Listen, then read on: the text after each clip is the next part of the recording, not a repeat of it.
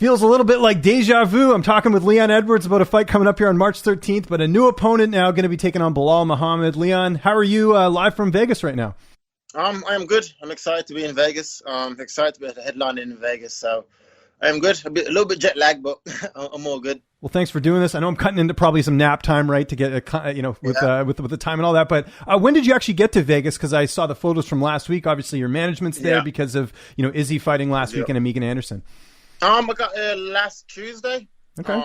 So I've been here a little while now. So just my body. I think it's 8 hour difference from here to the UK. So I've been here for a little while. That's good. Have you had a chance to use the PI and go to the cafeteria and all that? Yeah, for sure. I've been to the PI already, and I've been there before, so it's good. I like it here in Vegas. That's good. What's the best meal in the cafeteria that you've had so far at the PI? I remember like prep meals at the moment, to be fair. So my nutritionist, he brings it to me. Gotcha. Okay. So yeah. Try to get that weight down. So during a fight week like this, are you like avoiding like broken mirrors and black cats and all that just to make sure this actually goes off? Because man, I got to say you've got some of the worst luck out of anyone right now. I'm just, you must be so thrilled just to have a fight week and us talk about a fight that's actually going to take place. Yeah, exactly. I'm just excited to, we're 5 days away. I'm excited just to be here in Vegas. Nothing's gone on so far, fingers crossed, and just keeping it positive, I think the fight would happen, and I cannot wait to go out there and prove to the world that I'm one of the best guys in the world, and I can't wait for it. Before we talk about Belal, got to talk about Khamzat Chiamev. It seems like this is like the Ferguson and Khabib of your division. When did you find out that he was out of the fight, and were you pretty worried about actually getting the fight on March 13th, or were you pretty confident? I got found out 4 or 5 weeks ago, probably. I got a phone call from management team just saying he's out suffering from COVID backlash, and I was like, why? Is something to do with his lungs or something, they said. And then from there, I was like, okay, what does the UFC want to do? He said, they want to keep you on the card, which is good, right? As before, there was let's reschedule before in January. So I was happy that there was pushing to keep me on the card, and then we started looking for opponents, and that's how Belal Muhammad come up. First was Colby Covington, but he turned the fight down, and that's how Belal Muhammad come up. Interesting. Were you surprised that Colby turned it down? Because he needs a fight right now. He's not doing anything. Yeah, exactly. I thought he would have stepped up. He talks a lot of shit on social media, but when it's time to fight real fighters, he goes running and make excuses, So I wasn't shocked really. It's kind of his character, right? He doesn't want to fight the top guys and want to sit on the sideline saying he wants a title shot, but doesn't want to work for a title shot. But is what it is. Was there an actual like fight offer and a contract, or it was just his name was being discussed? They came to me, they said, would you fight him? I said, yes. They went to him, said, would you fight Leon? He says, no. And that was it. They tried pushing it. They tried get him to fight me, but he just says he won't do it. You know what I mean? He wants a title shot. They told me, you ain't getting a title shot. Then went down the list, and Belal is the one that stepped up. Colby obviously kept calling you Leon Scott. I think we've talked about this before, but did that ever bother you? I still don't know what he meant by that. Yeah, I don't know. He's a weird man. I don't know. Fair enough. We'll leave it at that. I don't understand where he even came with it. It's just like a weird geezer, so I don't know. Okay, and just 2 last quick things on Chimaev, because I know you're probably sick of talking about the guy, because it's, just all the circumstances, all that. Have you seen him in Vegas? I know obviously he was there doing some training. Did you see him at all or no? No, okay. I haven't seen him yet. In Vegas now. You mentioned Colby Covington. Were there any other options besides Belal, or was it just Colby and then Belal was the fight? No, it was Colby Covington, and was the number one option for me and the UFC. I think then they went down the list, went to like Wonder Boy. He's injured. He got something to do with his hands, broken hands. Just kept getting down and down the list, and ended up with Belal. Yeah. He's the one that says yes, and he's the one we got. And no Masvidal, huh? Because I know there was talks of you guys potentially fighting back a little bit, right? Yeah. I don't know if they went to Masvidal. I think they mentioned it to him, but I think he's waiting for the title shot, right? Because I know they're talking about him and Usman doing tough. I think. Yeah. So I think, I think he turned it down and says he wants a title shot basically, and so Belal was the one we got. All right, let's finally talk about Belal Muhammad. Sorry for that lead up. It's just there was a lot leading into this fight. We obviously know he's coming off that big win over Diego Lima a few weeks ago. How do you feel like you match up against him here? Because Belal is a pretty well-rounded fighter for the most part. Yeah, he's a good, durable, tough opponent. A good contender. In the division, but I just believe I am better anywhere the fight goes. Standing on the feet, wrestling, wherever the fight goes. I think I'll be there to win. You know what I mean? And that's it really. He's good. It's just not good enough to beat me. And I think every time he steps up to fight one of these top guys, he always loses, right? Every time they try to move him up, he gets knocked out by Luke, he gets beat by this guy, that guy. You know what I mean? So I'm taking him serious. This is my title fight. I'm looking at him like he's a serious opponent. If I go out there and lose to Belal Muhammad, all these talks of title shots and everything goes away, right? So I'm treating him like this is a title fight for me. I'm treating it like this is my coming out party to say this to the world that I am ready. I'm here for a title shot. I've built myself back up. I worked hard. I had no handouts. No one gave me nothing in this sport, and I deserve a title shot. So I'm treating him serious, and I'm taking him serious, and that's it. Yeah, and it's kind of like a blue-collar matchup. And what I mean by that is, like, you've earned your way to where you're at. Same with Belal. Like, a lot of people felt like he's deserved this step up. He's fighting you. So it's kind of nice to see merit sort of rewarded in this situation. You know what I mean? I know he's ranked lower than you, but still, I think it makes sense from that perspective. Let me ask you this as well. I mean, obviously, we talked about the fans from Chimaev, leading into this fight. Belal's got some loyal fans, but maybe not as intense as Chimaev. Do you kind of like that you don't have to deal with the DMs like you're going to die and all this stuff, right? Yeah. Not really. I don't really check my DMs anyway. Okay. I got like too many like weirdos in there, man. So I don't really go in. I don't like go into it to check it because there's some random guy from fucking a random country with one picture just talking the most shit, So I don't really check it or go into my DMs. Good for you. You're a smart man. To stay away from that. It's just a waste of time. So I can hear you on that. Training camp, it sounds like it went really well because I actually spoke to Modestas Bukauskas, so I know I got to spend a bit of time training with you. How was camp this time? Camp was good. I feel good. I'm in good spirits, mentally, physically. So just going out and performing now. It's been so long that I'm just looking forward to performing, right?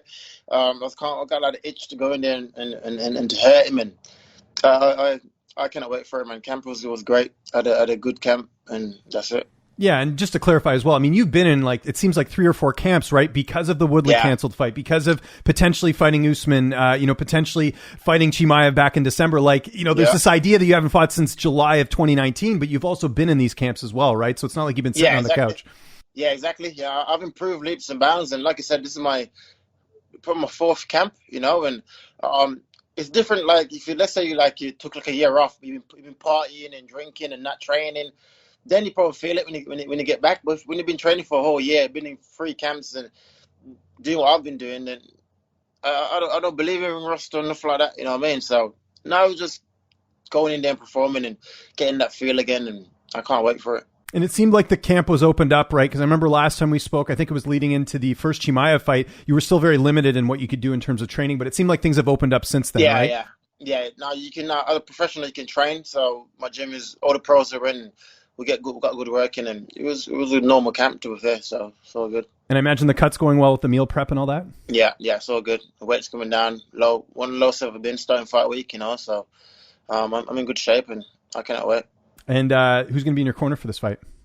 I got 4 coaches: my wrestling coach, my jiu-jitsu coach, my boxing coach, my kickboxing coach.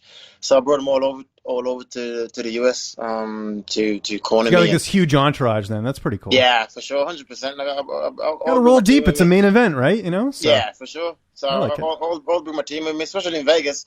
This is like every kid's dream, right? There's a fight at headline a card in Vegas, and so I'm just bringing my team with me, showing them what we're working towards, and that's it. How's this fight playing out on Saturday? Obviously, you're the betting favorite, which I did notice. Glad to see you getting some respect this time around. But how do you envision the fight? Yeah, I was going to say, I'm trying to remember. Have you been an underdog? It feels like you've been an underdog in a lot of your fights, right? Yeah, like I said, I had no handouts in this game, right? They all bet against me every fight. The last 8 fights I've won. I probably was an underdog, so it doesn't bother me being the underdog or the favorite. It doesn't mean nothing to me.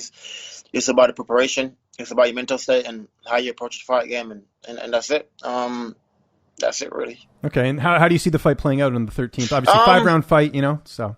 Yeah, this is my 3rd 5-round main event. This is my 3rd main event, so I've been 5 rounds multiple times, and this is Bilal's first one, you know what I mean? So I'm going in there to put him away. I don't feel going in there and edging the decision over him.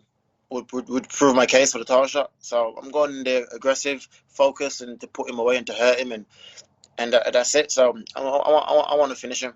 One thing you kind of mentioned there is the 5-round experience. How much do you feel like that will play a role in the fight, just with Belal not really having that experience in the UFC?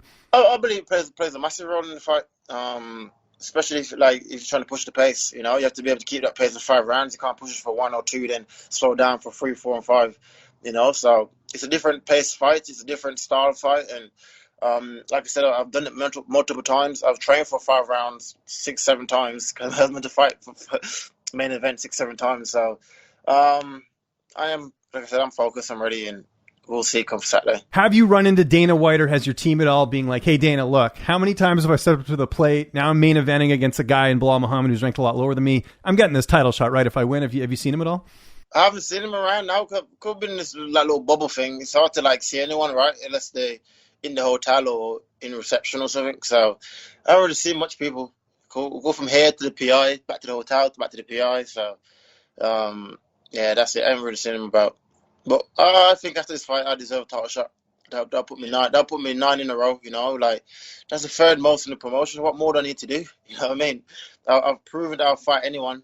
I'm even going down to number 13 to fight number 13. No one else in the top 5 is not taking these risks. What I'm doing, they're all sitting down and talking shit, and the social media fighters. I'm here trying to fight anybody. You know what I mean? And we'll see.